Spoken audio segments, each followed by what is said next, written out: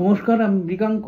এখন বলবো 7টা কমিউনিকেশনের মূল ধারা এবং 9টা ডিজিটাল মিডিয়ামের ধারা কিভাবে কমিউনিকেট করবেন। প্রথমটা হচ্ছে ভার্বাল কমিউনিকেশন বা মৌখিক, যেটা আপনি ফোন, ভিডিও কল, মিটিং ইত্যাদিতে করতে পারেন। দ্বিতীয়টা হচ্ছে নন ভার্বাল, যেটা আপনি বডি ল্যাঙ্গুয়েজ দিয়ে বোঝাতে পারেন, ইশারা ইঙ্গিতে বোঝাতে পারেন। তৃতীয়টা হচ্ছে রিটিন কমিউনিকেশন, যেটা আপনি ইমেল লিখে বা বিভিন্ন ধরনের লেখালেখিতে চ্যাটে করতে পারেন।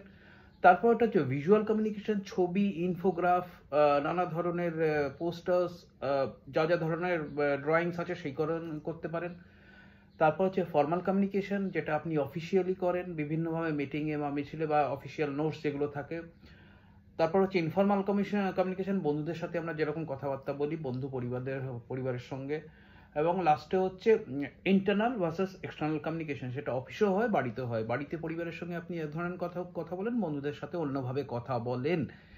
এরপরে থাকছে হচ্ছে ডিজিটাল মিডিয়া, সেটা হচ্ছে অবভিয়াসলি কন্টেন্ট কমিউনিকেশন থাকে। কন্টেন্টের মধ্যে রিটেন কন্টেন্ট আমি কথা বলছি, কিন্তু কন্টেন্টটা লার্জার কনটেক্সটে সব ধরনের কমিউনিকেশনকেই কন্টেন্ট বলা হয়, কিন্তু আমি এখানে ব্রেক করেছি। এক হচ্ছে কন্টেন্ট কমিউনিকেশন, দ্বিতীয় হচ্ছে ভিজুয়াল এবং ভিডিও কমিউনিকেশন, তৃতীয় হচ্ছে ইন্টারাক্টিভ কমিউনিকেশন, যেটা চ্যাট এবং কন্টিনিউয়াস কথাবার্তার মধ্যে একে অপরের মধ্যে আদান প্রদান হয়, যেটা জেনারেলি লাইভে হয় বা এমনি অন্যান্য ক্ষেত্রে পোল টোল করলে হয়।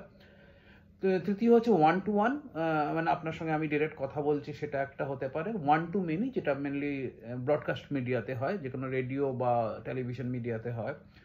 তারপর হচ্ছে স্টোরি টেলিং, আপনি গল্পটা বলছেন, কোনো একটা গল্প বলছেন বিভিন্নভাবে, সেইটাকে কত ভালোভাবে বলতে পারছেন তার উপর আপনার হয়।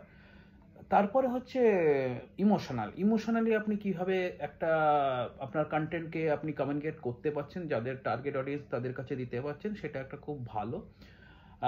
তারপর হচ্ছে কল টু অ্যাকশন, মানে আপনি যেটা বলতে চাইছেন তারপরে আপনি কোনো অ্যাকশন চাইছেন কিনা সেটা নিয়ে, মানে জিনিস বিক্রি হোক বা টিকিট বিক্রি হোক বা আপনার কোনো কিছু সুবিধা হোক, যেটা করতে পারে, ওয়েবসাইটে ভিজিট করুক বা বিভিন্ন ধরনের, সেটা একটা।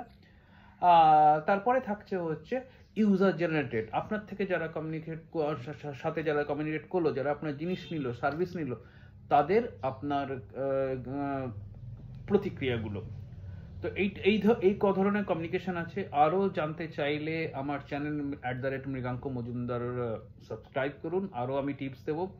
আর আমার পার্সোনাল ফেসবুক পেজে ফলো করে রাখবেন, তাতে বিভিন্ন ধরনের নতুন update, career, communication, branding, advertising, social media, digital media নিয়ে আমি কথা বলবো। আজকে এই পর্যন্তই, নমস্কার।